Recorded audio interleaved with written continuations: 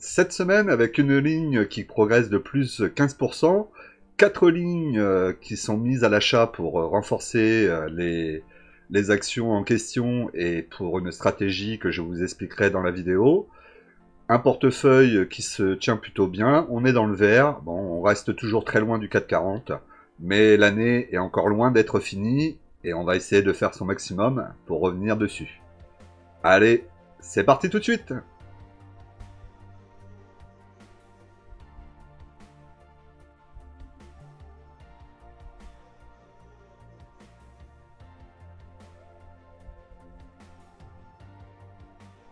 Bonjour à toutes et bonjour à tous, bienvenue sur la chaîne Découvrir, Investir et S'enrichir. Vous êtes sur la playlist Bourse, mon portefeuille PEA, épisode numéro 170, Investir des actions à dividendes. Pour cela, nous utiliserons le courtier en ligne Bourse Direct et l'enveloppe fiscale PEA. L'investissement en bourse peut provoquer une perte partielle ou totale de votre capital. Vous ne devez en aucun cas copier ou reproduire les prises de position. Je ne suis pas un conseiller financier, mais un particulier qui investit en bourse à titre personnel.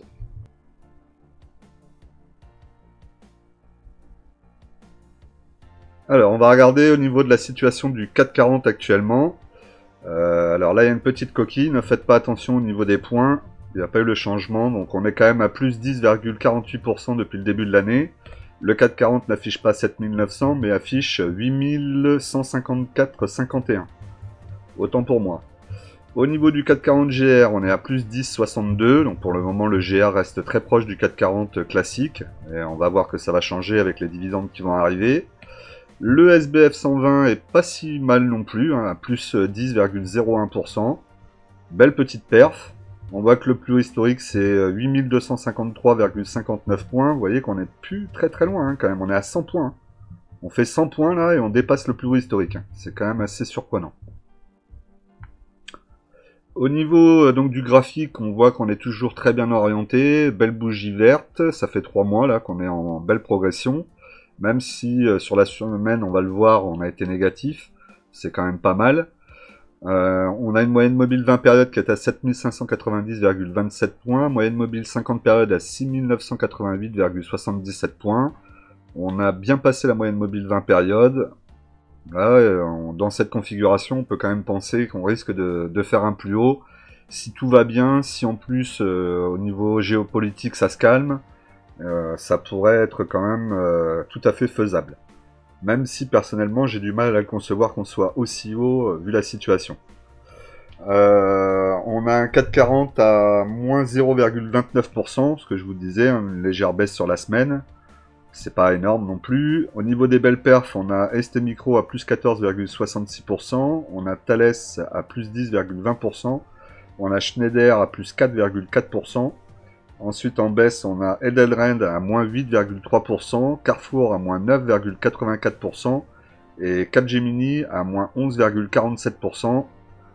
Pour les indices, donc Eurostock 600, 0,26%, le SP500 à moins 1,66%, le Nikkei à moins 0,92%, l'or à plus 2,02%, le Brent moins 0,16%, et la paire euro-dollar, moins 0,27%.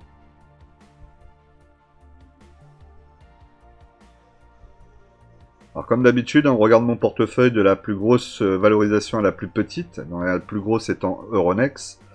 Euronext, on est sur un dossier qui reste toujours aussi bon. Hein. On voit le rendement 2024 était à 2,48%, pour 2025 2,62%, il augmente. PER 2024 à 19,9 fois les bénéfices. Pour 2025, on est à 18,5 fois les bénéfices. On peut voir sur le tableau de gauche que pour 2025-2026, on va avoir de la croissance au niveau du chiffre d'affaires. Pas très forte, mais on va en avoir. On a le même phénomène avec l'EBITDA. On a de la trésorerie, flux de trésorerie qui est bien aussi. Seul petit bémol, on pourrait dire la trésorerie, puisqu'on a de la dette, mais une dette qui tend à se résorber assez fortement quand même. Si on regarde entre 2021 et 2026, on a divisé par 2 la dette. Hein. Et ça continue d'année en année, donc c'est plutôt très très très bien là-dessus. Au niveau de la marge, plus de 35% de marge nette. Bon, il n'y a pas grand chose à en dire, si ce n'est que c'est un très bon dossier. On a 30 actions en portefeuille, on a un PRU à 77,01 centimes, plus-value latente de 54,51%, et le dividende est de 2,48% pour l'année de référence 2023, donc ça c'était l'année dernière. Cette année, il devrait être encore en progression, je pense. Au niveau du graphique, ben, rien ne bouge, hein, on est toujours sur la même chose. Malgré que 2 bougies rouges, ça fait des mois et des mois qu'on est en plus que positif. Et je vois pas pourquoi ça devrait changer, puisque ma conviction, c'est qu'il y aura de plus en plus de monde sur les marchés. Écoutez encore là maintenant les politiciens nous amener doucement vers une retraite à capitalisation. Donc forcément, on va devoir se la créer, et le meilleur moyen de se la créer du côté passif, on va dire, ça va être l'investissement en bourse. En tout cas, c'est beaucoup moins chronophage que de l'investissement immobilier. Moi, j'en reste convaincu. Et en plus, c'est plus rentable. Donc autant aller sur la bourse. Donc vraiment un avenir qui est plutôt radieux pour la bourse et Euronext, évidemment, pour les années à venir. Au niveau de score, donc score, on a un PER 2025 à 6,15 fois les bénéfices. Donc là, on a un rendement 2025 à 7,51%. Pour 2024, il était à 7,08%, donc il augmente. On va peut-être arriver sur un plafond à un moment ou à un autre aussi, il faudra s'y attendre. On a une marge aux alentours de 4%. On a un chiffre d'affaires qui augmente légèrement, mais qui augmente. Une petite dette qui semble disparaître pour 2025, un flux de trésorerie positif. Bon, on est sur un dossier pas extraordinaire, mais sur un dossier correct, avec surtout un dividende plus qu'intéressant. J'ai 100 actions actuellement, j'ai un PRU à 17,42, plus-value latente de 47,26%. L'année dernière, on a eu 1,80€ par action, ce qui me fait quand même 180€ juste sur score, c'est quand même pas mal.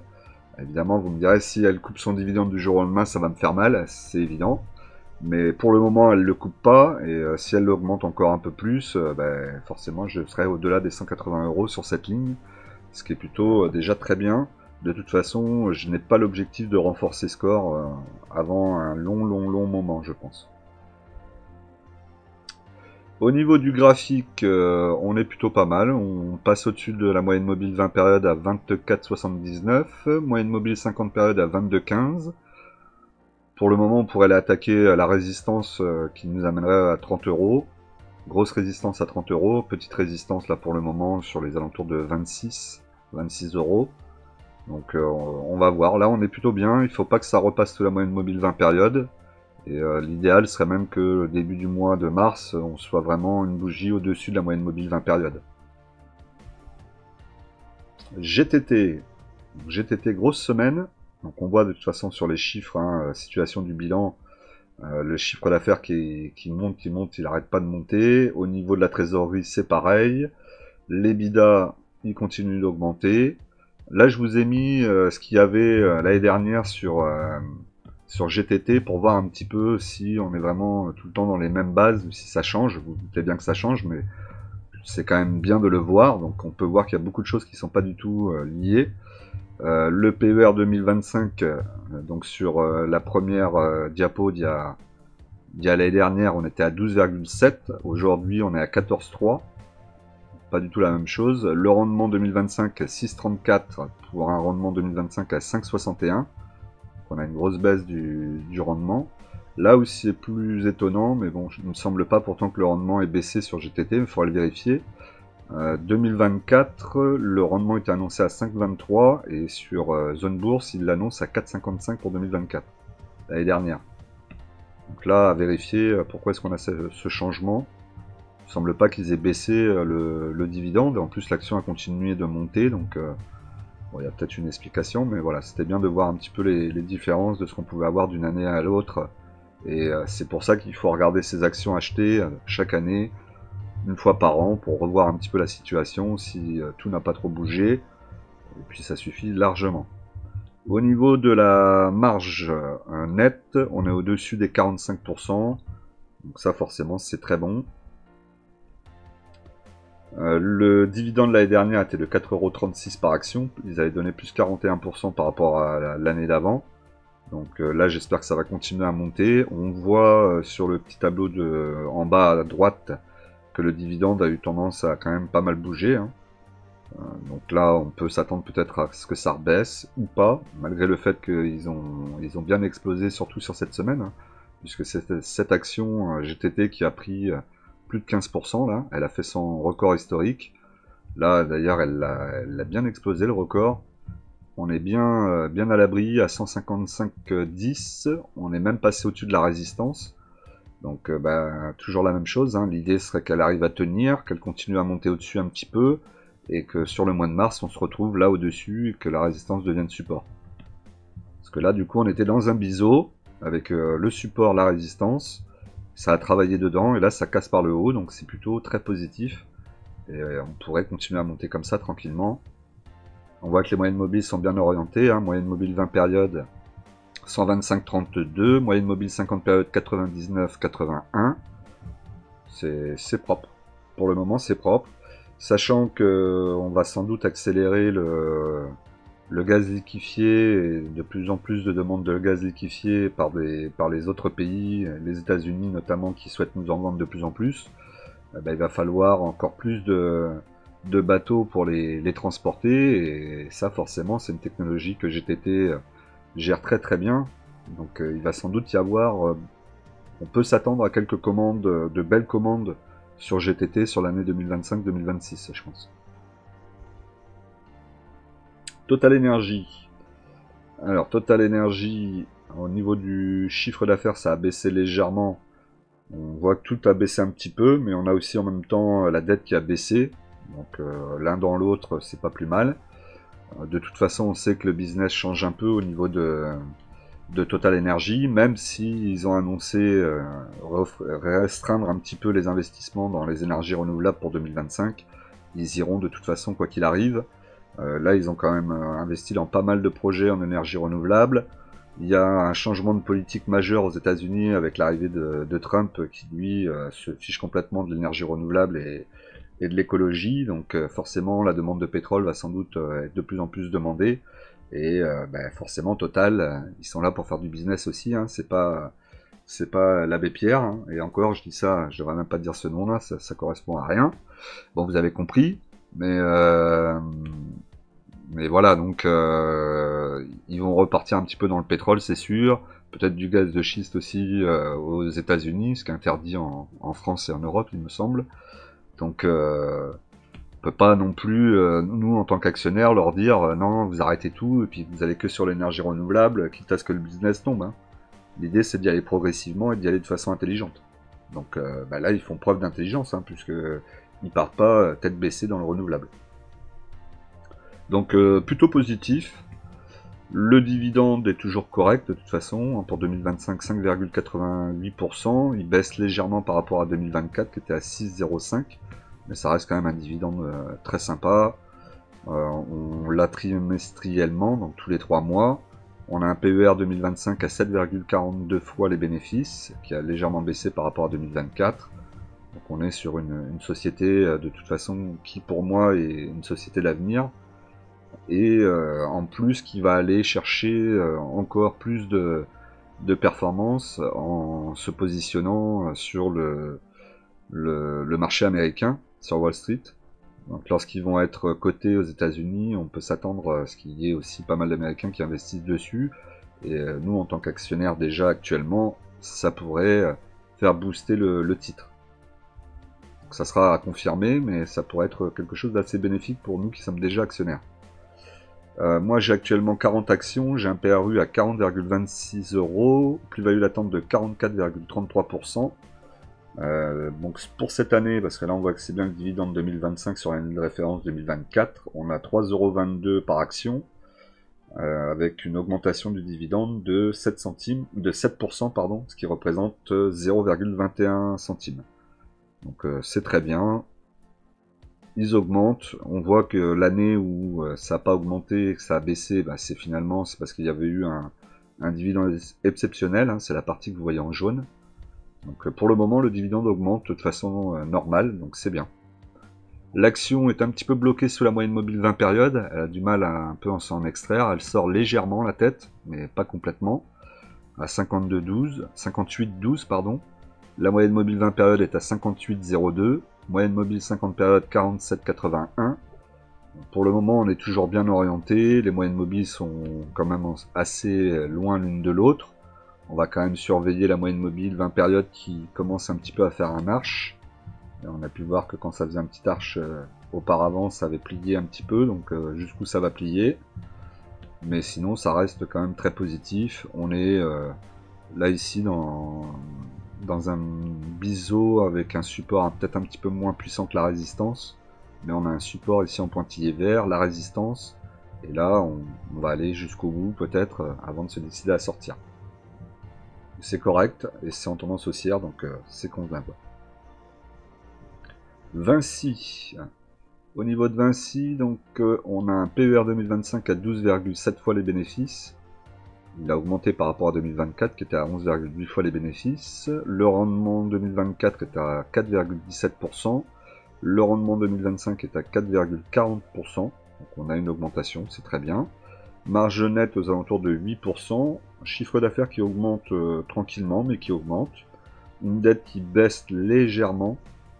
L'EBITDA qui augmente aussi légèrement. Tout est léger en fait, mais dans le bon sens. Donc on va dire que c'est plutôt bien. Et en plus, une société qui verse un dividende plutôt intéressant. Donc rien à redire sur Vinci pour le moment. J'ai 20 actions en portefeuille, PRU à 92,72, plus-value attente de 17,07%. Donc pour cette année, on a un dividende versé, annoncé en tout cas à 4,75€ par action, avec une augmentation de plus 6%, et ça représente 0,25 centimes par action. C'est super. On voit en bas que le dividende augmente depuis quelques années.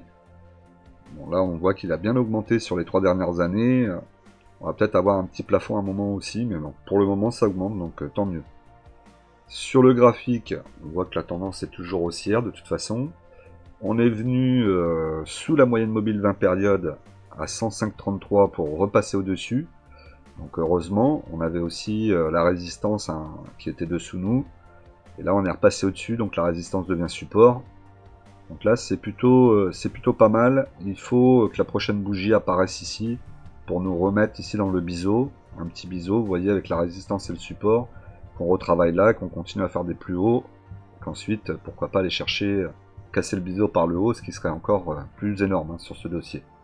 Mais en tout cas, c'est pas mal, la tendance est bonne, on a cassé légèrement, on est revenu au-dessus, donc là il y avait l'opportunité de renforcer, et maintenant on peut reprendre tranquillement notre marche en avant. LVMH. LVMH, c'est très fluctuant. Hein. D'un jour à l'autre, je passe sous les 700, je repasse au-dessus des 700. C'est un peu compliqué, mais bon, on va tenir la position. Le PER 2025 est à 24,3 fois les bénéfices. On voit qu'il a baissé légèrement par rapport à 2024.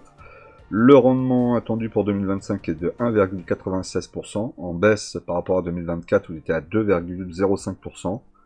Sachant que c'est une société qui pourrait tenir son dividende et voire même l'augmenter d'année en année. S'ils le baissent, c'est sans doute qu'ils vont faire des investissements ou aller chercher de la croissance externe. Et si c'est pour ça, ou lancer un autre business, bon, ils savent ce qu'ils font, donc moi je leur fais confiance. Ça me pose pas de problème que ça baisse, en plus c'est pas significatif là. Au niveau de la marge nette, ils sont au-dessus des 15%. On voit que le chiffre d'affaires a tendance à augmenter. On verra si c'est vraiment le cas. La dette baissée aussi, donc pour le moment les voyants sont plutôt bien sur LVMH. C'est vrai que là c'est un peu compliqué par rapport aux États-Unis et à la Chine, mais ça ne durera pas non plus éternellement. N'oubliez pas, moi personnellement j'ai un investissement de 20 ans. Je ne sais pas si pour vous c'est le cas, d'ailleurs dites-le moi dans les commentaires. Mais si vous avez un investissement de 20 ans, vous doutez bien que la situation que connaît LVMH ne sera pas la même dans 10 ans. Elle sera peut-être pire, vous me direz, mais bon, ça on ne sait pas. On n'a pas de boule de cristal. Dividende de 2025 sur l'année de référence 2024, donc 13 € par action. Il reste stable. Donc on a une baisse sur le rendement du dividende, mais le versement du dividende en euros, lui, reste stable. Donc ça va. C'est correct. Au niveau des quantités, j'en ai 3. J'ai un PRU à 651,51 €. Plus-value latente de 7,81%. On a la TTF, je sais pas si vous avez vu en bas la TTF à 0,30 pardon, qui apparemment va augmenter ici. Alors même c'est peut-être même déjà passé en vigueur, il faudrait que je revérifie ça. Alors n'hésitez pas à nous le dire dans les messages hein, si vous le savez, mais il me semble que la TTF va augmenter de quelques pourcents. Donc, il faudra le prendre en compte aussi sur ses achats. Donc LVMH, on est sous la moyenne mobile 50 périodes à 672,40 €. On tape une moyenne mobile 20 périodes au-dessus. Et on a aussi une petite résistance en pointillé rouge. Donc là, il va falloir s'extraire de tout ça par le haut. Auquel cas, on reviendrait vers les 600, 650 peut-être. Pour ensuite repartir. Donc l'idéal serait quand même qu'on casse la moyenne mobile 20 périodes, la résistance en pointillé rouge, pour se redonner un peu d'air et être quelque part par ici, hein, au-dessus là. Danone, Danone c'est la bonne surprise finalement de l'année, elle fonctionne plutôt bien. PER 2025 à 18 fois les bénéfices, on a une baisse par rapport à 2024, on a un rendement 2024 à 3,19%, en 2025 on sera à 3,35%, marge nette aux alentours de 8%, on voit que le chiffre d'affaires augmente légèrement, l'EBITDA lui il a l'air plutôt de se stabiliser, hein, c'est les barres marron. Et au niveau de la dette, les barres bleues, on est plutôt sur de la dette qui baisse. Donc c'est correct. C'est pas de la folie, mais c'est correct. Moi, ce que j'attends surtout, c'est le dividende. Donc là, il est présent et il augmente, donc tant mieux. J'ai 30 actions actuellement. J'ai un PRU à 51,92 €. Plus-value latente de 31,89%. C'est bien. On va voir, peut-être un petit 5% cette année encore sur le dividende. Ça serait pas mal. On voit qu'elle est dans une belle tendance haussière. Les moyennes mobiles sont très bien orientées. Hein. Moyenne mobile 20 périodes à 59,51. Moyenne mobile 50 périodes à 54,01. Franchement, elle est bien positionnée. Elle a testé avec sa mèche le support. Bon, on pourrait continuer à travailler sur le support en pointillé, continuer à monter. Ou pourquoi pas avoir un petit saut et aller taper la résistance en pointillé rouge, qui serait assez surprenant. Mais dans tous les cas, on est très bien orienté. Et on est plutôt assez haut sur le dossier, donc évidemment, peut-être attendre un petit retour quelque part avant de rentrer sur le dossier si vous êtes intéressé. Ou alors commencer à faire une toute petite ligne dans l'objectif de pouvoir en racheter quand ça va baisser pour être positionné. Pernod Ricard, donc Pernod Ricard ça baisse, on est passé sous les 100 €, maintenant il va falloir repasser au-dessus. Le rendement 2025 est à 4,59%. On voit qu'il va baisser en 2026 de très peu, hein, 4,57%, en tout cas ce qui est annoncé. Le PER 2025 est à 15,2 fois les bénéfices. Le 440 est un PER de 15 fois les bénéfices, donc on est dedans. Qu'est-ce qu'on peut regarder d'autre? On peut regarder les chiffres d'affaires. Donc 2025, on a une baisse avec 2024. 2026-2027, on a une légère augmentation. On retrouvera pas forcément sur la partie EBITDA et sur le flux de trésorerie qui restera stable. Et la dette aussi reste très stable. Là, on voit que ça fait presque 4 ans, il y a 4 années jusqu'en 2027 où la dette sera quand même assez importante, avec pas de baisse dessus. Donc ce qu'il va falloir faire attention, c'est qu'au niveau du rendement, il est beau, mais que ça soit pas un rendement qui soit versé en créant de la dette encore plus pour Pernod Ricard, quel cas ça pourrait être quand même assez dangereux. Surtout s'ils enchaînent ça pendant quelques années. Au niveau du dividende, donc j'ai pas l'information pour le moment. J'ai 20 actions en portefeuille, j'ai un PRU à 141,91 €, moins value latente de 30,10%. Le dividende, ça ne se tient pas, hein. On le voit, ça a beaucoup augmenté, et il y a eu des périodes où c'était bien plus bas, donc là on va sans doute redescendre un petit peu sur le dividende, on verra ça. Sur le graphique, est-ce qu'on est en train de latéraliser? Je sais pas, on est venu chercher quand même en dessous des 98, il me semble, ou en tout cas au niveau des 98. Maintenant, il va falloir repasser au-dessus des 100. Il y a déjà une première barrière psychologique, on va dire. Latéraliser. Ici, peut-être avoir une petite bougie verte là qui repasse au-dessus, qui revienne au niveau de la mèche ici. Qu'on la casse. Il nous faudra un plus haut que le précédent pour éventuellement déjà imaginer qu'il puisse commencer à se passer quelque chose. Là, on n'en est pas du tout dans cette situation. Pour le moment, on ne sait pas où ça va. Ça peut encore continuer à décrocher. La moyenne mobile 20 périodes est à 135,85. Moyenne mobile 50 périodes à 158,13. Là, franchement, c'est pas du tout un dossier à regarder. Si vous n'êtes pas dessus, bah, tant mieux pour vous. Attendez de voir un retournement si le dossier vous intéresse. De toute façon, le prix est quand même tout à fait correct. Mais même s'il est tout à fait correct, si ça continue à descendre et qu'on va chercher les 50 €, ça serait bête d'être rentré maintenant. Air Liquide. Donc, Air Liquide, ça fonctionne bien. Encore des très bons résultats. 2025, on aura un PER à 25,2 fois les bénéfices. Un rendement attendu de 2,02% en progression par rapport à N-1. On a une marge nette aux alentours des 12-13%. On voit que le chiffre d'affaires augmente tranquillement. La dette baisse aussi. l'EBITDA augmente légèrement. Tout est correct hein, sur Air Liquide. Pour le moment, elle suit ces années de performance. J'ai 10 actions, donc au nominatif. Peut-être que je le précise.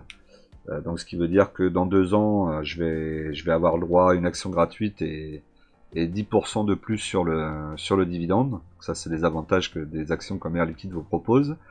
Le PRU est à 154,11, plus-value latente de 15,64%. Voilà, c'est plutôt pas mal. Mon objectif à terme, ça serait de réussir à revenir à un PRU à 132,39 que j'avais en 2020.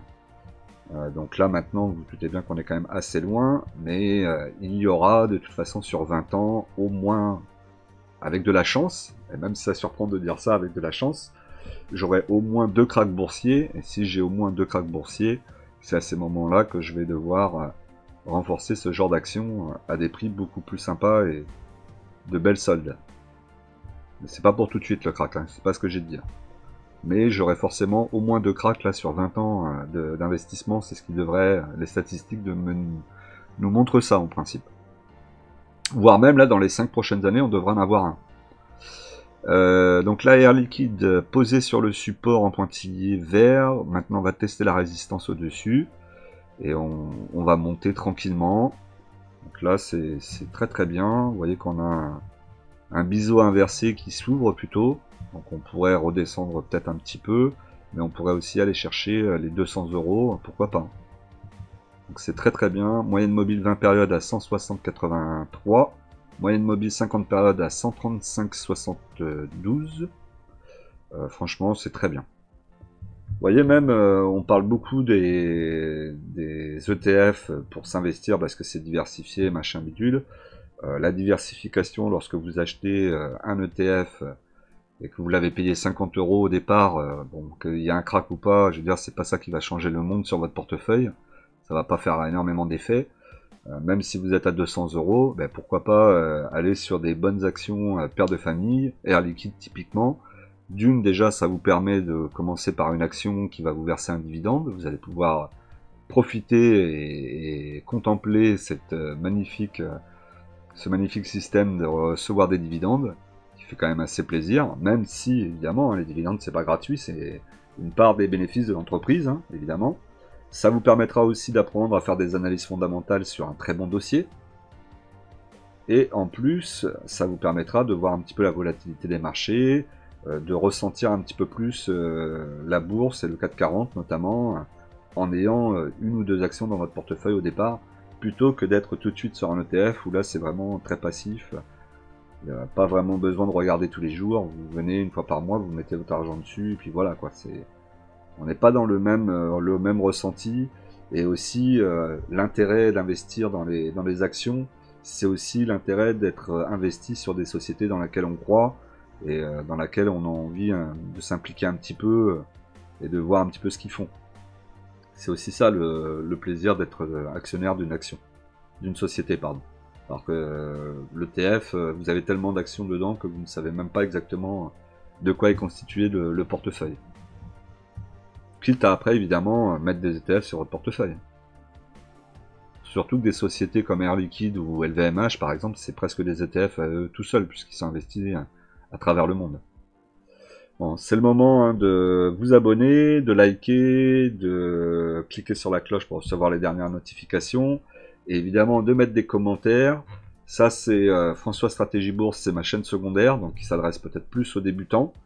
Malgré tout, vous y trouverez peut-être des vidéos qui peuvent vous intéresser, donc n'hésitez pas à y jeter un petit coup d'œil. Pour les débutants, allez y jeter un petit coup d'œil aussi et switcher entre les deux chaînes.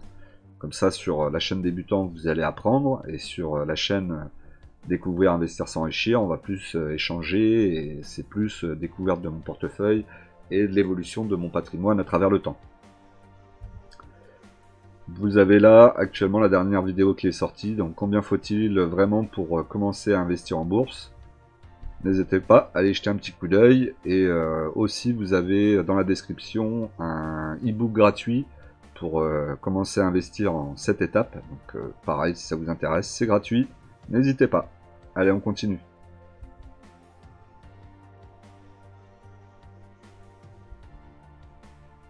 Alors, Kering commence à faire un petit sursaut. On y est à 270. Donc on va voir ça après sur le graphique. Là, ils annonçaient une hausse du chiffre d'affaires pour 2025. Est-ce qu'elle sera aussi importante que celle qu'on a sur le graphique? Il faudra quand même le confirmer. On a une dette qui baisse, donc ça c'est très bien. Un EBITDA qui augmente. Un rendement sur dividende de 2025 à 2,6 fois les 2,6%, pardon. Donc il augmente par rapport à 2024 où il était à 2,33%. Très bien.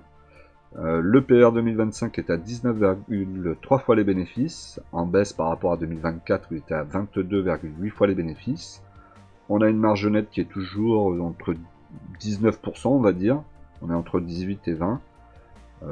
Ça c'est plutôt correct. Elle a de toute façon presque touché le bas, on va dire, hein, touché le fond. Donc là, j'espère que maintenant on va se relever et qu'on va repartir vers au moins mon PRU. Parce que vous voyez qu'actuellement j'ai 5 actions, j'ai un PRU à 429,58. J'ai une moins-value attente de 35,52%. Et quand je repasserai au-dessus de mon PRU, je pense que je sortirai du dossier. Même si vous allez me dire, quand on reviendra au niveau de mon PRU, c'est qu'elle aura déjà fait un bon boulot et on sera revenu dans les zones des 450 ici. Au niveau de la moyenne mobile 50 périodes. Donc moyenne mobile 50 périodes à 460,32, moyenne mobile 20 périodes à 330,03 €. Donc allons casser déjà la moyenne mobile 20 périodes avant de voir ce qui se passera. Là on a un plus haut qui est plus haut que le plus haut précédent. Donc il nous en faut encore un à côté là pour imaginer qu'on commence à avoir un retournement et qu'on a peut-être touché le bas ici. Pour le moment j'en suis pas encore sûr à 100%. Je ne serais pas étonné de la voir encore redescendre et revenir peut-être s'appuyer une fois sur le support. Et que là on soit vraiment sur le point bas vers les 200 € et qu'on reparte. On verra. Tous les scénarios sont possibles. Mais de toute façon, moi mon scénario principal c'est de sortir. Elle verse son dividende, donc tout va bien tant que le dividende est là. C'est pas grave, j'accepterai des baisses. Pas trop importantes, mais j'en accepterai. L'Oréal. Sur L'Oréal, on a un PER 2025 à 25,8 fois les bénéfices.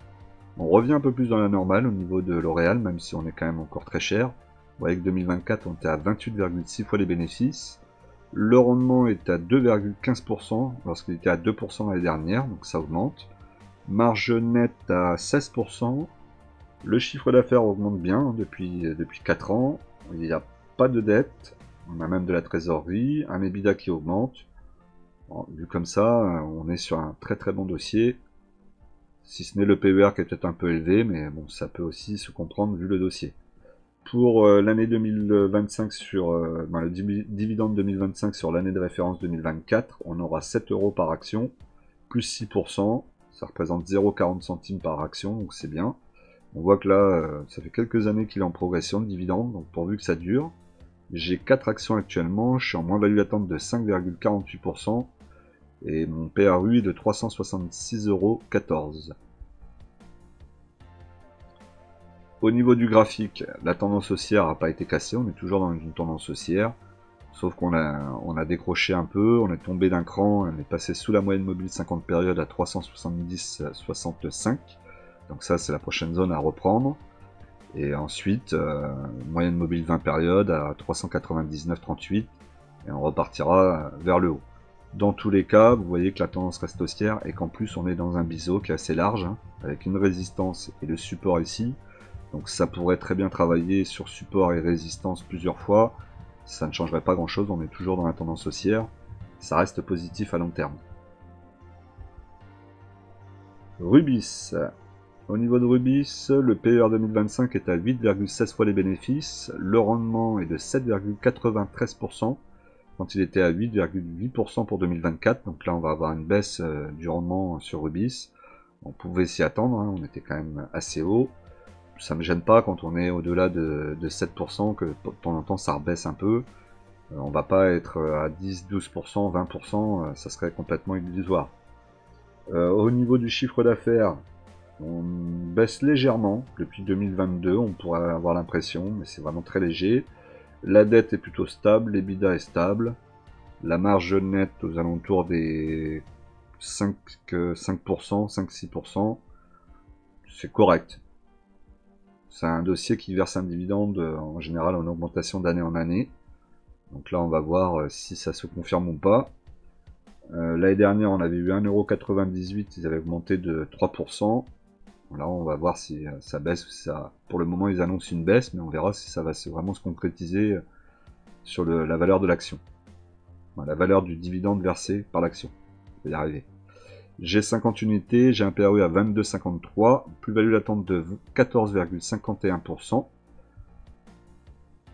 Au niveau du graphique, on est bien, moyenne mobile 20 périodes sous nos pieds à 23,76, moyenne mobile 50 périodes à 23,12. On est bien orienté, on s'appuie sur le support en pointillé vert et la moyenne mobile 20 périodes. Pour le moment, on pourrait s'attendre à ce que ça reparte peut-être vers les 30 euros là, dans les mois qui arrivent. Schneider Electric. Donc Schneider Electric a énormément baissé, puis est reparti presque aussi vite. On voit que ça augmente d'année en année au niveau du chiffre d'affaires. L'EBITDA augmente légèrement, la dette baisse, donc ça c'est très bien. Le PER 2025 est à 26,3 fois les bénéfices. Le rendement est de 1,73% contre 1,58 l'année dernière. La marge nette aux alentours de 12-13%. On est très similaire à Air Liquide, hein, sauf qu'elle est un peu plus exposée là sur ces derniers mois. J'ai 5 actions actuellement, PRU à 149,41, plus-value latente de 72,28%, avec un objectif de PRU à revenir à 128,88. C'est pareil, là il va falloir attendre des cracks boursiers. Au niveau du graphique, c'est très haussier, on fait des plus hauts, toujours plus hauts, donc on va attendre. La moyenne mobile 20 périodes est à 206,44, moyenne mobile 50 périodes à 162,89. Bon, comme je dis souvent, on voit que ça a plutôt tendance à monter très haut et ensuite à retomber, reprendre du souffle avant de repartir et continuer sa tendance haussière. Donc là, je pense que ça fera pas exception, mais à un moment ou un autre, ça va rebaisser, revenir peut-être sur moyenne mobile 20 périodes, et il y aura peut-être une opportunité de reprendre là, voire peut-être un cran en dessous. On verra, mais en tout cas la tendance reste haussière et le dossier reste de très bonne qualité de toute façon. Nexity, on y était presque sur Nexity, on en avait parlé la dernière fois. On n'était pas très loin de casser cette résistance. Bon là le travail va être à refaire. Ils annoncent un rendement 2024 à 0,93%. Alors j'ai pas reçu de dividende de Nexity, dites-moi dans les commentaires. Et pour 2025, ils annonceraient 4% de rendement. C'est bizarre. Pourtant, c'est bien la valorisation de Nexity, c'est bien les informations données par Zone Bourse. Bon, je sais pas si vous êtes au courant, sinon ça serait une agréable surprise, mais Déjà l'année dernière, j'ai pas eu de dividende, et là cette année, ils annoncent un dividende de 4%. C'est étonnant. Je suis surpris, vous voyez, j'avais même pas fait attention. Au niveau de la marge nette, on est à 4%. Ça reste stable depuis quelques années. Donc là, la fiche, c'est celle de 2024. Donc vous voyez, pour 2024, sur l'année de référence 2023, on a bien eu 0 en action. Le rendement était bien de 0. Vous voyez que des fois, c'est bien de regarder plusieurs plateformes parce qu'ils ne vous donnent pas toutes les mêmes informations. Et là, ils nous donnent un rendement à 0,93. Donc ce qui est sûr, c'est que moi, j'ai rien lu. Et le rendement pour l'année prochaine, ils annonceraient 4%. Ça me surprend, vraiment, ça me surprend énormément. Dites-moi dans les commentaires hein, si vous avez vu ça. Je vais aller regarder après la vidéo de toute façon. Au niveau du graphique, donc vous voyez, hein, on y était, on avait travaillé la résistance, là, on avait passé la résistance, il fallait que le corps passe aussi, on n'avait qu'une petite mèche qui était passée, et là on a tout repris, on est redescendu, et on vient se rappuyer du coup sur la moyenne mobile 20 périodes, donc tout n'est pas perdu, hein, mais on vient se rappuyer sur la moyenne mobile 20 périodes, à 12,59, nous on est à 12,61, donc il va falloir retravailler la résistance, et pourquoi pas le casser. De toute façon, ça n'allait pas se faire en une fois. On voit bien qu'ici, on l'avait traversé et c'était retombé le mois d'après. Donc, on va être patient. C'est plutôt bon signe au niveau du graphique. Le plus haut précédent est plus bas que le plus haut suivant. Donc ça, c'est très bien. Il faut qu'ici, on ait un plus haut que le plus haut précédent. Pour vraiment, au moins convertir le fait qu'il se passe quelque chose et qu'on revient dans des prix un peu plus intéressants et potentiellement pour moi une possibilité de sortir du dossier. Après, s'il y a 4% de rendement, on verra si on reste ou pas, mais ça vraiment ça me surprend énormément là, cette histoire. Eramet. Au niveau d'Eramet, on a un PER 2025 à 11,9 fois les bénéfices. On a un rendement 2025 à 2,64%, un rendement 2024 à 2,18%. C'est bizarre parce que je regarde encore d'autres informations. Je sais pas si c'est Zone Bourse qui a des bugs ou si c'est mon ordi qui a fait un bug, ce qui serait assez surprenant. Mais j'ai pas souvenir que le PER 2024 de Eramet soit 108. Ça en fait c'est ce que j'ai mis là pour cette vidéo, j'ai remis les valorisations Eramet données par Zone Bourse. Et 108 sur Eramet en 2024, j'y crois pas trop. Il y a des choses bizarres là je trouve. Bon, bref, ça sera revérifié. Ce sera l'occasion de me mettre un petit commentaire si vous le vérifiez, dites-le moi. Mais ce PR 2024 sur Eramet me semble bizarre et le dividende de Nexity me paraît surprenant aussi. Au niveau de Eramet, on a un marge net aux alentours des 10%. On voit qu'on a de la dette pour 2025 qui augmente en 2026. Flux de trésorerie qui baisse aussi légèrement. L'EBITDA qui reste stable. Bon, de toute façon, on est soutenu par l'État puisque c'est les matières premières. Il y a l'État aussi qui doit rembourser une partie du business d'Eramet où ils ont perdu beaucoup d'argent avec la demande justement de l'État de travailler sur ce matériau qui rapportait pas pour Eramet. Donc ils ont dit maintenant on arrête et en plus vous allez nous rembourser. Donc l'État met la main à la poche. Donc on va voir, peut-être que la situation sera encore plus favorable dans les mois à venir. Au niveau de la quantité, j'ai 20 actions. J'ai un PRU à 58,87. Moins value latente de 7,60%. Au niveau du dividende, donc je l'ai pas, mais l'année dernière ils avaient baissé de 57% de dividende à 1,50 €. J'espère que cette année on va au moins se tenir à 1,50 €. Au niveau du graphique, on est à plat, ça latéralise, donc c'est pas forcément mauvais. Ce qui m'embête, c'est les moyennes mobiles qui sont pas bien orientées. Moyenne mobile 50 périodes à 75,30 et moyenne mobile 20 périodes à 69,5. Donc il va falloir faire attention si on baisse pas encore d'un cran. Ensuite, Rémi Cointreau. Au niveau de Rémi Cointreau, on a un PER 2025 à 20 fois les bénéfices, 20,1 fois les bénéfices. Pour 2026, on sera à 17,10 fois les bénéfices. Le rendement 2025 est de 3,44%. En 2026, 3,42%. Il y aura une légère baisse. Pour ma part, j'espère que je serai sorti de Rémi Cointreau sur l'année 2025. On va faire en sorte d'y arriver. Au niveau des chiffres d'affaires, ça augmente légèrement. Par contre, la dette augmente. Le flux de trésorerie augmente légèrement avec les bidas. La marge nette est quand même correcte, hein, on est au-dessus des 15%. Pour le moment, ça se maintient plutôt bien au niveau de la marge, et ça c'est important. Hein. Si ils perdent du chiffre d'affaires et en plus de la marge, ça va être compliqué derrière. Au niveau des quantités, j'en ai 20, j'ai un PRU à 82,31, moins value d'attente de 39,67%. On voit que par le passé, il y a eu beaucoup de dividendes exceptionnels versés par Rémi Cointreau. Hein. À chaque fois que c'est jaune, c'est exceptionnel. On voit qu'il y en a quand même eu quelques-uns. Là, j'ai pas l'annonce pour le dividende. On aura la surprise dans les semaines à venir. Le graphique, ça baisse, ça baisse, ça baisse. On est passé sous les 50. Je vous avais dit qu'on viendrait sans doute sur le support ici en pointillé vert. Bon, bah, ça a l'air d'être bien parti pour. Surtout que la moyenne mobile 20 périodes ne semble pas vouloir se redresser. On est à 86,88%. 86,88 € au niveau de la moyenne mobile 20 périodes, 130,99 sur la moyenne mobile 50 périodes. On va à mon avis descendre encore un peu et venir sur le support ici, et ça sera peut-être le point bas qui va latéraliser pour après nous faire un point haut plus haut que le précédent et commencer à repartir. Ça serait le scénario idéal.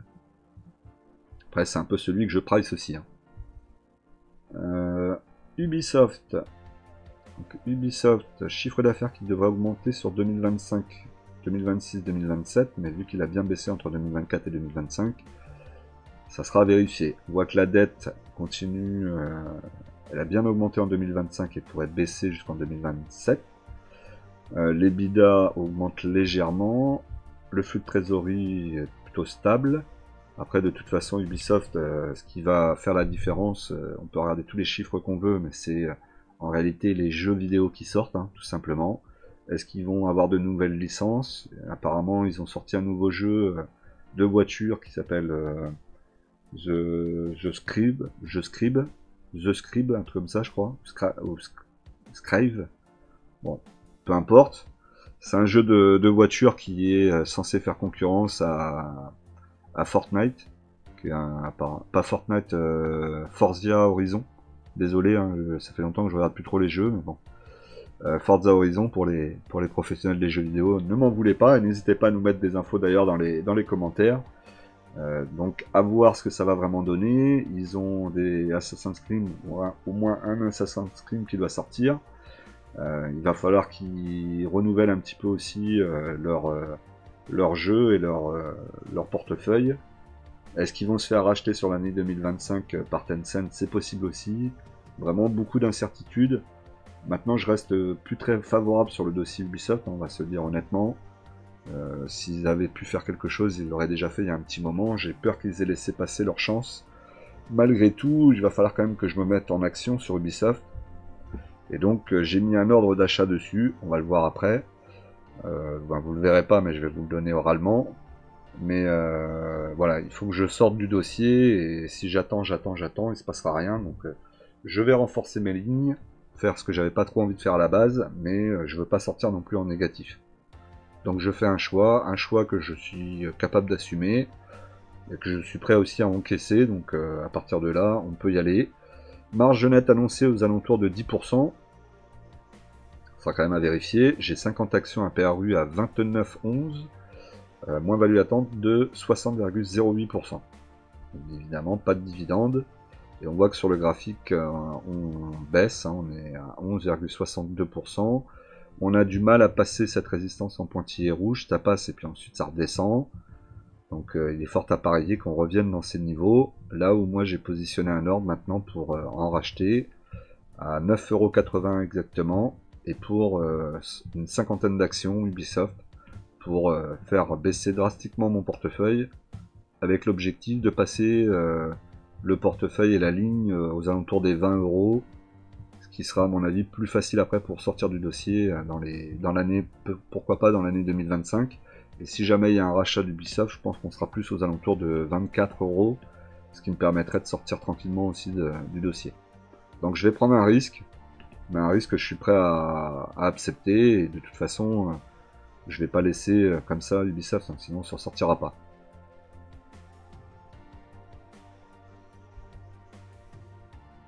Alors au niveau des dividendes, donc j'ai touché de Richebourg à 19,50 au mois de février.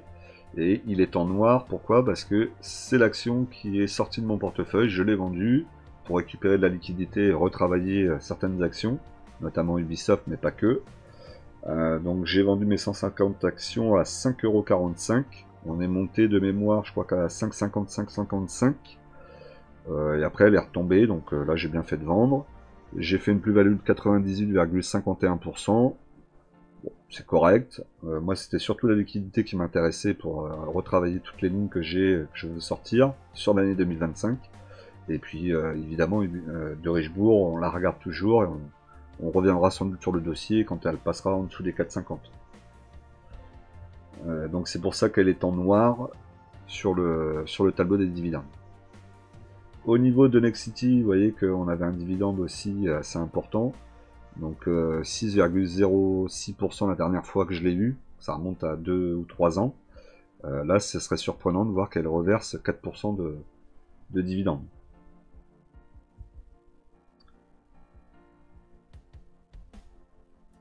Au niveau de l'évolution du portefeuille, donc le portefeuille affiche 32 425,45 €, plus 1,52% sur la journée de vendredi, donc là j'ai bien surperformé le 440. Mon portefeuille tout seul, sans la liquidité, fait plus 1,64. Le plus-value latente est de plus 923,81%. Ça fait du bien de voir quand même le portefeuille revenir dans le vert, même si je suis loin du 440 actuellement, malheureusement. J'ai plus que 17 actions dans mon portefeuille PEA, ou de 18.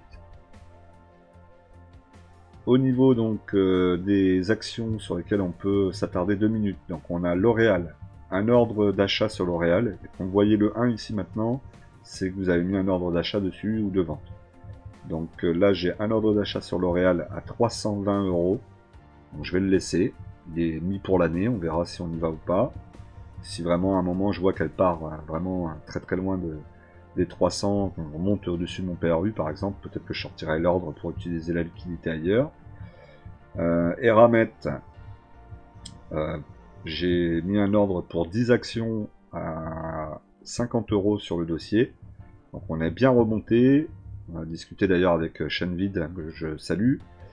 Donc on a ici eu une belle augmentation sur Eramet, et puis ensuite c'est redescendu, hein, vous voyez, moins 4,31. Donc je pense qu'on va sans doute y venir sur les 50 €. Donc j'ai mis un ordre, on verra si la pêche sera bonne ou pas. Rémi Pointreau, j'ai mis un ordre aussi pour sortir du dossier. Donc là actuellement, moi je suis à 82,31. L'objectif c'est de passer sous les 70 € pour se donner une possibilité, pourquoi pas, de sortir cette année. Donc l'ordre a été positionné pour 20 actions à 43,40 €, si je dis pas de bêtises. Donc voilà, une fois qu'il sera pris, ben, je serai aux alentours des 64-65 €. Ce qui devrait me positionner dans les objectifs que je me mets, et éventuellement la sortie sur l'année 2025 sur Rémi Pointreau. Après tout ça c'est un peu des paris, mais c'est des paris que je suis prêt à assumer puisque c'est des actions aussi qui versent des dividendes. Donc au pire des cas, mon PRU sera beaucoup plus bas, et puis s'il faut que je tienne plus longtemps avec, je tiendrai plus longtemps. Évidemment mon portefeuille aura plus de mal à battre l'indice de référence, mais il continuera à me verser du dividende. Et évidemment Ubisoft, donc là c'est celle que j'ai eu le plus de mal à me décider, mais il fallait aussi que je fasse quelque chose, hein, on ne peut pas rester comme ça.